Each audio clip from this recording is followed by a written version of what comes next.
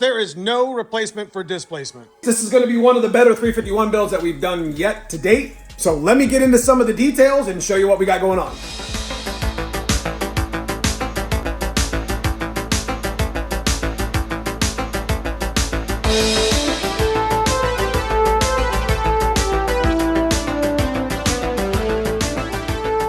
We've done a number of engine builds here on the channel, including the 387 stroker, which was like the most budget junkyard block you can build.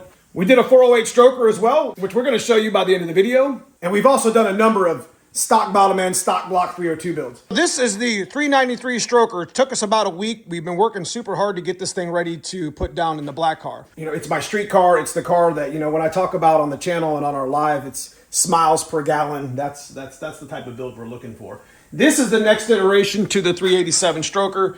If you get a 351 Windsor block, that you cannot actually use the stock bore. You know, when you're getting ready to build a 351 Windsor stroke block, you have options like a 393 stroker, which is what this is.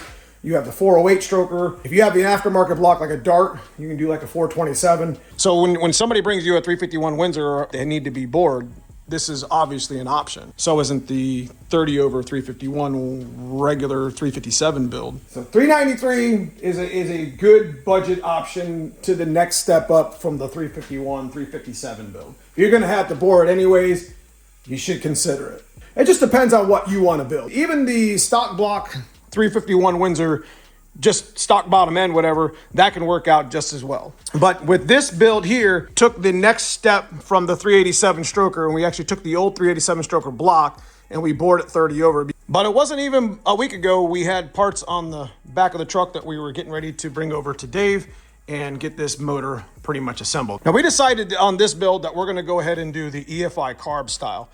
This actually will have a hat, and we're gonna have fuel rails like we showed before. It's gonna be 80-pound injectors with E85. When we did a 387 build here, We used a budget crankshaft, 3.85 cast steel crankshaft, cost about 400 bucks. that's the same crankshaft that we used in this block. We still used a budget-minded set of piston rods, 4340, with the cast steel crankshaft. It ended up being a little bit cheaper. That was the type of build we wanted to do with the 393, is go one step up from what we did with the 387. Underneath, we did the trick flow link bars. Now, when you're in a 351 Windsor, this is, you know, we already had this, like this is a roller block, 94 to 97. I could have used a cam dog bone retainer and used a regular set of lifters, but instead we stuck with the retro style fit. These get a little bit expensive. So this is an area that when you get a 351 Windsor roller, this is one of the things that you can kind of save a little bit of money on. If you just wanted to swap your 302 camshaft over and make all that work, you can just put the cam dog bone retainer in and the regular lifters and just swap the roller camshaft over. So that's one of the advantages of having a 94-97 roller block. We went with the double roller timing chain. This is the upgraded trick flow one that's got the Torrington bearing behind it. We're not quite finished with it yet because we still got to do the timing chain cover, but I wanted to show you that stuff. We got an ARP bolt coming here and ARP bolt coming here. And we do have a trick flow balancer that we use. So that's what's going on this. Anytime you're doing a build with the 351 Windsor, with the 393, the 408, whatever, you got to measure push rod length. So these are all trick flow push rods that were measured for these rockers. And these are the actual trick flow rockers, 1.6. This thing's going to, you know, run pretty good. The camshaft that we chose to run in this is the Man Cam, which is the stage 5. Build was kind of already set with trick flow, with the pistons. But this thing's definitely going to rip. I mean, this motor is going to absolutely rip, and it's going to make every bit of 600 crank, maybe even more. And we'll know for sure when we get it out in the dyno over here on the floor, whatever we make. That's the goal, make 500 wheel with our car. Dyno's a little bit greedy for us, but that's okay. You know, we just went with a regular Melling, you know, this isn't a high volume oil pump. This is a standard oil pump. And this time we chose an oil pan that wasn't a road sump pan. And that was probably one of the demises of the old 387 stroker that we did. That was definitely one of the reasons why we failed on it. We sucked the oil dry in the pan and it went through the Windsor and it didn't have enough and it just chewed the bearings up. But yeah, this is the rods from Scat that actually, you know, they're only about 300 bucks clearanced, so we don't have to notch the block like the 408 and the 393. And this is the cast steel crankshaft that we used in the 387. I mean, it's a new one, but you know, I wanted to show you guys this stuff before we actually got it together. It's not a super expensive build. It doesn't have a lot of top shelf parts in it. It's got a, $400 crankshaft. It's got a 300 set of rods. You know, the cylinder heads and the intake and the camshaft really kind of make this motor. And this motor is going to make every bit of 600 crank all day long. And like I said, this is the type of build that you're looking for. If you're looking at, one of the options you have when you're getting ready to build a 351 Windsor and you have a little bit of money saved, and you want to build a stroker. So, but one thing that's really going to open this motor up is the 227 cylinder heads that TrickFlow provided for us on this build. These are massive. These are in really good cylinder heads to use, and these just came out in November, I do believe, at PRI. And so there's going to be plenty of port match going on with the intake.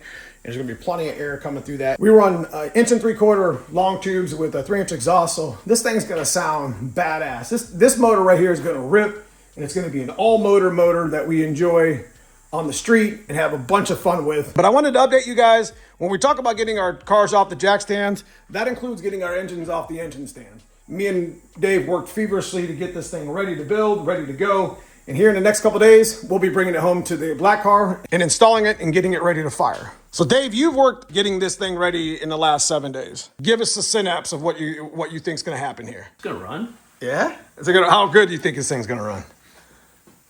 Well, I already told you that you're not up for it.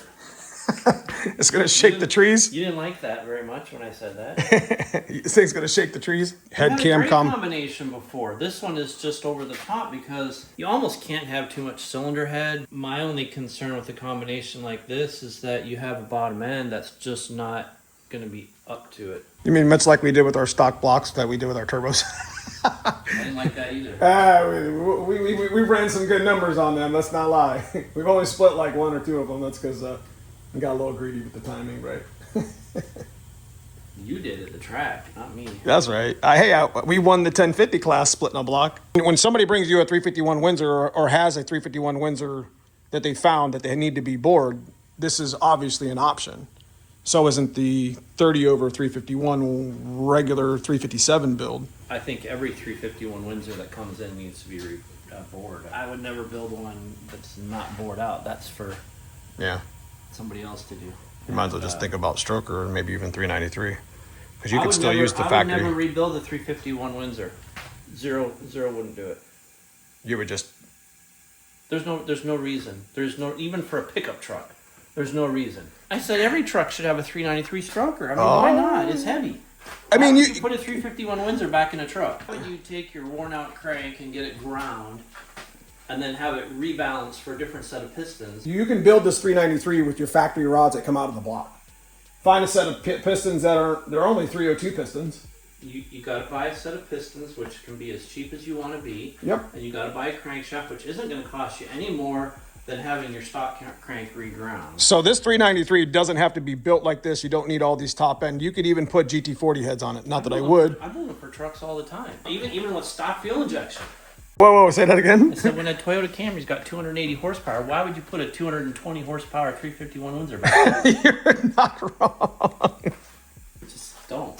Well, I'm pretty happy with the engine build. We got a couple more things. I wanted to show you guys the engine here on the channel before we actually sealed it up, which you'll see it here in the next few days, because I think Dave's going to finish it up on Monday when we get all the parts together, because you're headed to Texas. He's going to head to Summit Racing this weekend because he's got some other obligations, and we're going to gather some more parts to finish this up. But if you guys remember the White Cars motor, the old stripper glitter motor that David Willis bought us, this is the 408. This would actually be another option that you would have with the 393. When you put the 227s on this 408, you're looking at an even bigger horsepower increase. But I did want to show you guys the engine that we used to own. You got pretty much the best of both worlds here when it comes to stock production block, 408, 393, being two options that you could do with the 351 Windsor. If you're going to bore it over anyways, you could do a budget stroker with the 393, even buying new parts. If you guys enjoy the engine builds that we do here with Dave and here at the channel, we were not wasting any time here. And that's the whole point of this video, is this thing's gonna freaking rip. You're gonna go naturally aspirated all motor.